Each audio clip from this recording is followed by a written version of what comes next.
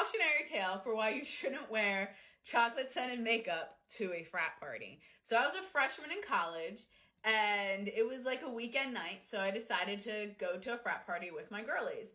And I just got the Tarte eyeshadow palette that smelled like chocolate. And I put it on and I felt bomb. I was like, tonight's gonna be a great night.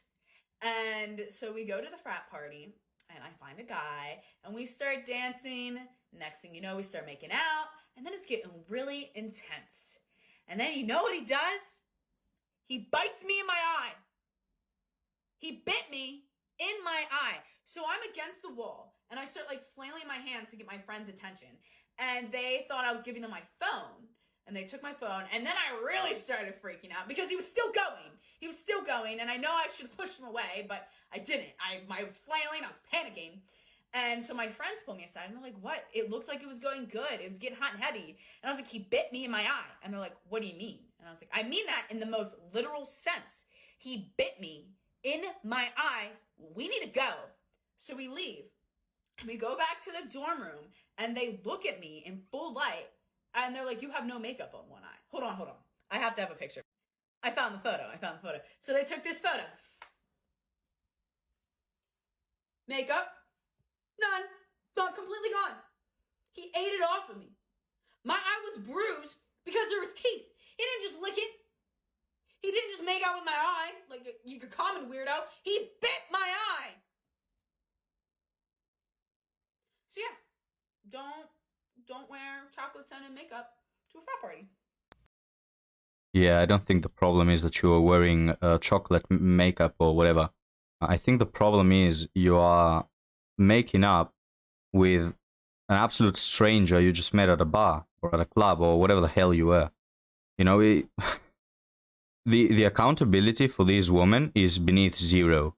I don't understand how they're not able to see that, you know, what's going on with their lives, but you know, you can't blame them after they've done this for years. Now they've reached the point of no return. It's you know, there is no point in looking for the logic. An unpopular opinion for the, you know, the blue pilled community, but clubs are not a place to meet your soul partner. I hear a lot of people say, well, I don't have a problem with my girlfriend going to the clubs, etc., because she just goes there to dance and whatever. Even if she does, these places are places where people go to hook up, where people are intoxicated. Like this guy who was eating her eye off, do you think he was do you think he was sane? Probably he was quite intoxicated. So yeah, what are you doing there? I mean, I'm not saying you know, you can't go to clubs here and there, but you know, these people that say, yeah, my girlfriend goes to clubs with her girlfriends, you know, every week, and it's no problem. Yeah, it is. That's not your girlfriend. It's just your turn. But let's keep watching. Don't wear chocolate scented makeup to a frat party. All I'm saying is your psychotic behavior to the right person kind of looks like green flags because, look, I've talked about this guy before. I had a crush on this guy who worked at a gas station. I was obsessed with him. I've got BPD, and I was definitely stalking him. And, you know what, though? If you're cute and you stalk a bitch, sometimes they don't call it stalking. Sometimes you're like, oh my god, it's a love story. If I was ugly and I stalked the bitch, I'd be in jail. Anyways, so... no, but like I told all my friends about him, all of my family, whatever. This went on for like 2 years. I was obsessed with this man, and I would have these parties. And I remember one party, all of my friends were like, "We want to see him. We want to see him." And I was like, "Well, we could do a booze run. Like I could take like 2 of you guys, but I can't bring 15 people to the Circle K just so you could see what this guy looks like." And they're like, "Why not? We'll take multiple cars. And that's exactly what we did. When I tell you, I already knew this man's schedule. My friend Jorge would come over and we would spend 2 hours getting ready and looking cute just so we could walk in there and get a fucking slushie. Insane behavior. Anyways, so I walk in there with 15 people at like midnight just because they wanted to see him. They're all giggling and whispering to each other. I don't know how this man didn't realize what was going on. Anyways, irrelevant. After we started dating, which we did, like I said, green flags, psychotic. After we started dating, he was like, I could just tell you were an Aries. And I was like, why? And he's like, because people just like kind of flock to you. You have like this really like, he's like, you always have like a posse. And anyways, I'm like, bitch, I was literally stalking you. And he thought it was cute. That was adorable. I needed help. I talked about it in group therapy one time. I was like, I think I was talking to somebody, like, as a joke, right?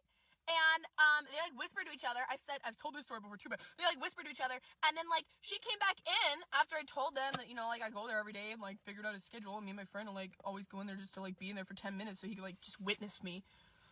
She bumped up my med appointment. She was it's funny. It was funny. And it worked out fine. I didn't like and you know what? We dated for a while. Pretty sure he's kinda gay though. Not positive, but pretty sure. A lot of women believe that the vibe is what men are attracted to, that if they have a vibe or, you know, personality points, or you may have heard, you know, it's all the attitude. It couldn't be further from the truth. I got a headache listening to this video for just 3 minutes, and it's the first time I'm watching it. Can you imagine living with this woman? Like you go back from work, you're tired, and this, you know, this constant blabbering of gibberish just never stops. It's incredibly annoying, and honestly, I don't know what makes these women think that their vibe is what men are after. And she said, you know, oh, my boyfriend told me that I was such a vibey person because I was an Aries. He was probably there just for the fun, anyway. Thinking about the time that me as a grown adult going through one of the roughest breakups in my life decided to go on a hookup venture with a guy I had a crush on since MySpace days. Now, I can't even say his first name because he used his real name as like his scene name because it was very scene sounding. Here, let me, hold on. Intercourse addict. He was gonna give me product after we were done doing the do. We didn't even do the do. He finished in like 2 seconds. He dropped me back off at the bar immediately. Did not get me off. Didn't even try. Put in a little bit of effort.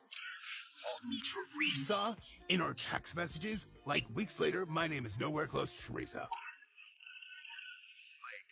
just every red flag. Oh, sent me like 1 million D-pics. You know, guys, a lot of women say how sleeping with strangers is liberating, yet every time they also say they are healing from the hookup phase, you know, when they leave it.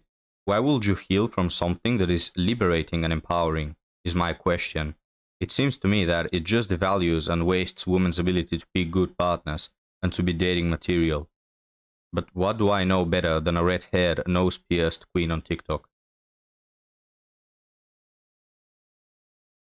I was at a party the other day and I was flirting with this man, and since men love to flirt by showing their camera rolls, he was doing that and he was like, what's your good today memory? And so I pulled it up and it was me hooking up with his roommate.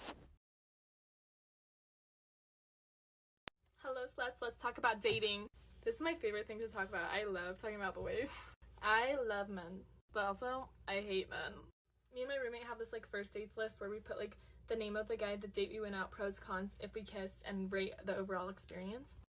And I'm gonna read you some of the pros and cons because they're actually hilarious. Okay, one guy, his pros were blonde, held my hand, good music taste, fun date, army boy. That same guy's cons were didn't open my door and his friend paid for me. He got an 8 out of 10. Okay, then we have the next guy.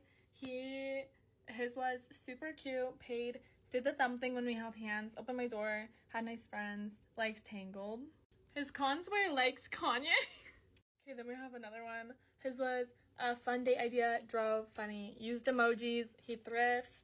Cons were doesn't like Taylor Swift, not really a date, and then I added in later that he's a cheater. Found that out the hard way. He had a girlfriend, I had no idea. Another guy's cons we have. Talked about marrying me. Strange, too forward, creepy, touchy. He got a 2 out of 10. Like, I'm an easy grader. And then we have another guy's cons where didn't talk at all. He bailed. And he brought a friend. Ah, hello. 1 out of 10. I literally have never given anyone a 0 out of 10 except I changed the score of the guy who cheated and he got a 0. Okay, we have another guy. His pros were so hot, muscular, drove, called me sweet girl. Isn't that adorable? First of all, I'm like, hello. And then he was also a good kisser, and he was sexy. Cons were it was only an hour, and there wasn't really a date. I would like you all to know that I am still single. I'm still single. Nobody could commit to me. I don't even know if I'd really want any of those guys to have committed to me. I love college because there's so many boys and they're so hot and they're all older than me. Nobody committed to her. Oh, I can't wait to be the first one to commit to this girl who has been with, half the town. I can't wait to go on the streets with her and, just see her wave every guy in a 2-mile radius. It really makes me think, gentlemen, and we'll end the video on this thought that, time ago, women had some value. Nowadays, a lot of people say, oh, the red pill is so hateful, and one thing we don't like from them is how they say that all women are the same. No, not all women are the same, but the fact that there are so many women who are insane, medically insane, is worrisome. And it's something cultural, it's something due to the, womanism and all this internet thing where they get so much attention and they date every guy around them. Yeah, the numbers of insane women, nobody's saying that all women are bad. I've mentioned this on the channel. Men are not, worried about marriage. They are worried about divorce. So yeah, nobody's thinking that all women are these evil creatures. It's just the fact that, the incredible high number of women who are actually undating material and will ruin your life is insanely high. But what do you think, gentlemen? Leave me your comments down below, and I will see you in the next one. Have a good day.